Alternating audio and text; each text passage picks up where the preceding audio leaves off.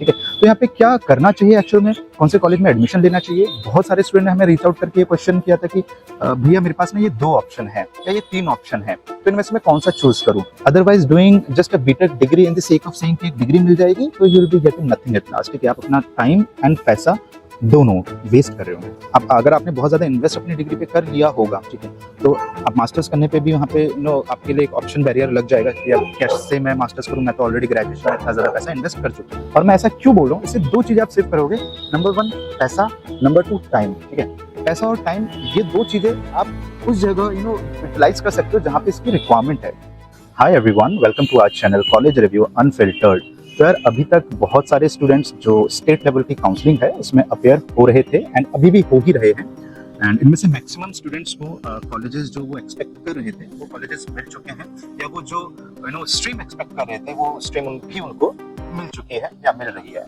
But ऐसे बहुत सारे स्टूडेंट्स हैं जो डायलेमा में है, because first second third round में भी उनको जो वो स्ट्रीम एक्सपेक्ट कर रहे थे या वो जो कॉलेज एक्सपेक्ट कर रहे थे वो नहीं मिल रहा है। अब यहाँ पे कंफ्यूजन या डायलेमा क्यों है, इसका सबसे बड़ा रीजन ये है कि बहुत सारे प्लेटफॉर्म से जब वो इन्फॉर्मेशन ले रहे हैं या बहुत सारे लोगों से जब वो कंसल्ट कर रहे हैं, बहुत सारी वीडियोस को देख के जब वो इन्फॉर्मेशन गैदर कर रहे हैं, तो हर जगह से उनको अलग अलग तरीके की इन्फॉर्मेशन मिल रही है। जैसे वो यूट्यूब से जाके इन्फॉर्मेशन चेक कर रहे हैं तो एक यूट्यूब वीडियो में एक पर्टिकुलर कॉलेज बहुत अच्छा दिखाया जा रहा है, लेकिन वेरे जब वो दूसरी वीडियो देखते हैं तो उस वीडियो में वो कॉलेज बिल्कुल ही नेगेटिव दिखाया जाता है।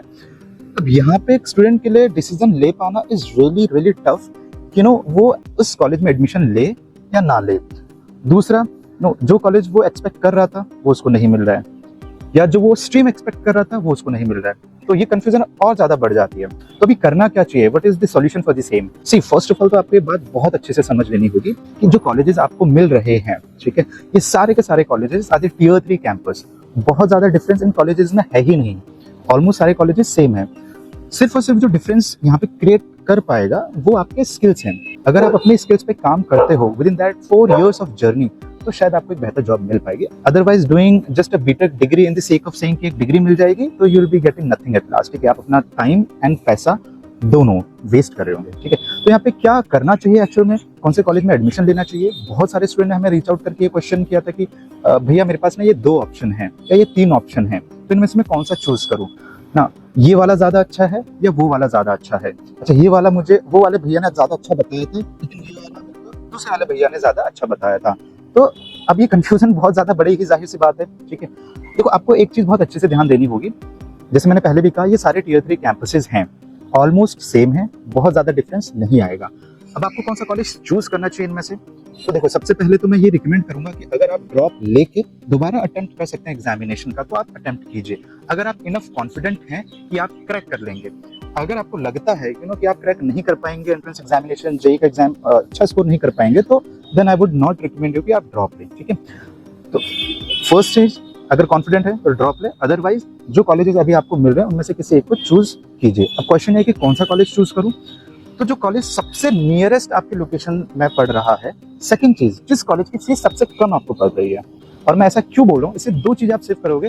नंबर 1 पैसा, नंबर 2 टाइम। ठीक है, पैसा और टाइम, ये 2 चीजें आप उस जगह यूटिलाइज कर सकते हो जहाँ पे इसकी रिक्वायरमेंट है। जैसे आप स्किल डेवलपमेंट में सारा पैसा एंड सारा टाइम वहाँ पे यूज या यूटिलाइज कर सकते हैं। अब यहाँ पे बहुत सारे स्टूडेंट का क्वेश्चन ये होगा कि भैया मैं तो टियर 2 या टियर 3 सिटी से या गांव से बिलोंग करता हूँ, मैं रूरल एरिया से बिलोंग करता हूँ, अगर मैं यहाँ पे किसी भी कॉलेज को चूज करता हूँ तो यहाँ पे वो सारे रिसोर्सेज मुझे नहीं मिलेंगे।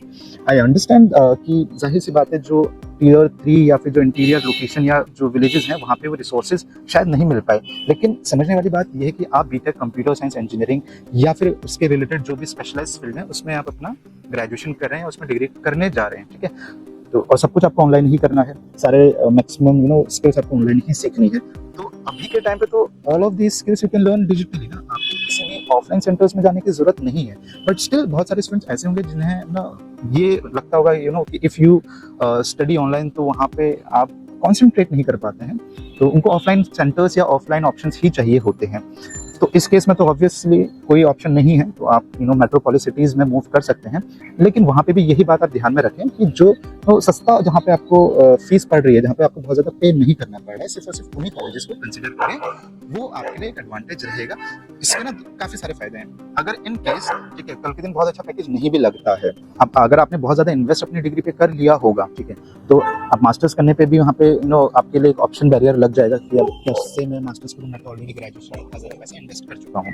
तो मास्टर्स करने की अपॉर्चुनिटी आपके लिए बनी रहेगी, ठीक है, या फिर जो और कॉम्पिटिटिव एग्जामिनेशंस होते हैं आप उनमें पैसा इन्वेस्ट कर पाएंगे, लेकिन इतना ज़्यादा पैसा डिग्री पे इन्वेस्ट कर चुके होंगे तो you won't be able to survive. इसलिए बहुत ज़्यादा इंपॉर्टेंट हो जाता है कि आप बहुत ज़्यादा इन्वेस्ट अपनी डिग्री में ना करें। और अब कुछ चीज़ें आपको ध्यान रखनी है कि डे वन से जितने प्रोग्रामिंग लैंग्वेजेस हैं आप उनके बारे में एक बेसिक लेवल की नॉलेज इकट्ठा करना शुरू कर दें। इनिशियली देखो, मैं कोई भी कोर्स आपको परचेस करने के लिए रिकमेंडेशन नहीं दूंगा। आई वुड रिकमेंड यू कि आप जो फ्री रिसोर्सेज हैं, यूट्यूब में हज़ारों वीडियोज़ हैं जिसको आप यूज़ कर सकते हैं, यूटिलाइज कर सकते हैं।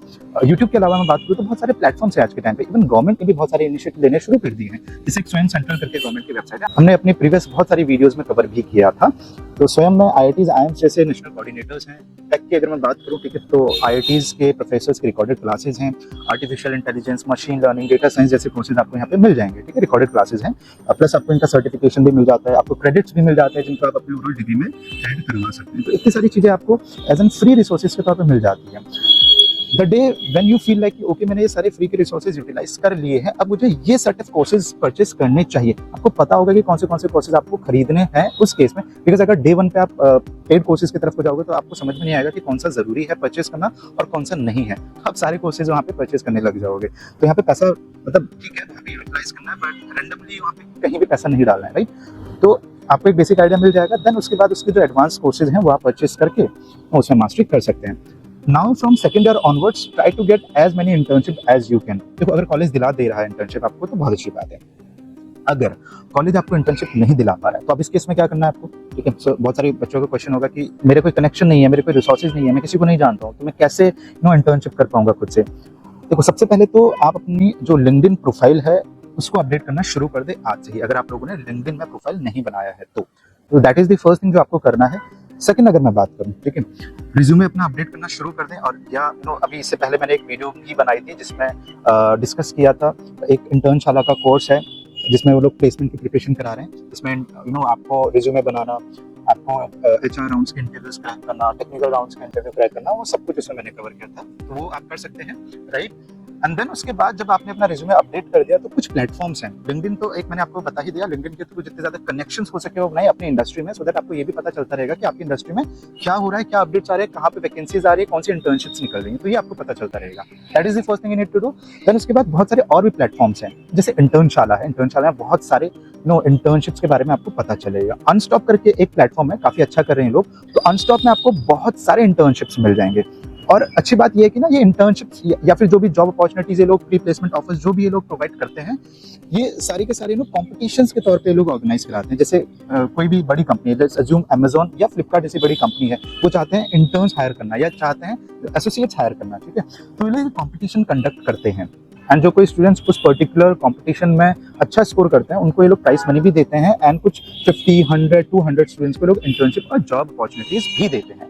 तो इस प्लेटफॉर्म को आप यूटिलाइज कर सकते हो, ठीक है। तो इंटर्नशिप और TPOs वाला सारा प्रॉब्लम आपका यहीं से सॉल्व हो जाएगा। और हो सकता है आने वाले सालों में और भी बहुत सारे प्लेटफॉर्म्स ऐसे इंट्रोड्यूस हो। अभी के लिए ये प्लेटफॉर्म्स हैं, हो सकता है और भी प्लेटफॉर्म्स हो, बट ये ऐसे प्लेटफॉर्म्स हैं जो रिनाउंड प्लेटफॉर्म्स हैं जिन्हें आप यूटिलाइज कर सकते हो, ठीक है। इंटर्नशिप वाला प्रॉब्लम यहाँ से सॉल्व हो गया। स्किल वाले के लिए मैंने आपको कुछ बेसिक रिसोर्सेज बता दिए हैं, तो वहाँ से आप स्किल्स सीखना शुरू कर सकते हैं, ठीक है। तो ये सारी चीजें हैं which you can use. Again video खत्म करने से पहले इस चीज को मैं दोबारा रिआइटरेट कर देता हूँ कि बहुत ज्यादा डिफरेंस नहीं आएगा कॉलेजेस में। बहुत सारे स्टूडेंट्स को आप रीच आउट करेंगे तो कोई कहेगा अच्छा है ये कॉलेज, कोई कहेगा बेकार है। तो अभी अगर आपको बहुत अच्छा कॉलेज नहीं मिल रहा है, Tier 3 मिल रहा है, तो बहुत ज्यादा डिफरेंस तो वैसे भी नहीं कर पाओगे। और बहुत सारे यूट्यूब पे वीडियोस है जहाँ पे दिस इज ये कॉलेज बहुत अच्छा है या ये कॉलेज बहुत बेकार है। अब मेरा सबसे बड़ा क्वेश्चन यहाँ पे ये है कि जब पब्लिक डोमेन में कोई डेटा अवेलेबल ही नहीं है, ठीक है, तो कैसे ये लोग इस बात को प्रूव कर देते हैं कि ये कॉलेज अच्छा है या फिर वो कॉलेज बेकार है। बिना डेटा के तो कोई भी डिसीजन नहीं लिया जा सकता है ना। तो ये तो मतलब रैंडम डिस्कशन हो गया कि आप इस कॉलेज को कंसीडर कीजिए, बहुत अच्छा है, ये इमर्जिंग कॉलेज है, तो ऐसा कुछ नहीं है, राइट। और इनकेस आपके कोई भी क्वेश्चन या डाउट होते हैं तो कमेंट बॉक्स में वी आर ऑलवेज अवेलेबल, आप लोग मेंशन कर सकते हैं, ठीक है। एंड हमेशा की तरह डिस्क्रिप्शन में हम लोग अपना व्हाट्सएप का लिंक शेयर कर देंगे, वहां से भी आप लोग हमें रीच आउट कर सकते हैं या फिर कॉल करके भी आप लोग हमें रीच आउट कर सकते हैं। Thank you so much for watching, stay tuned.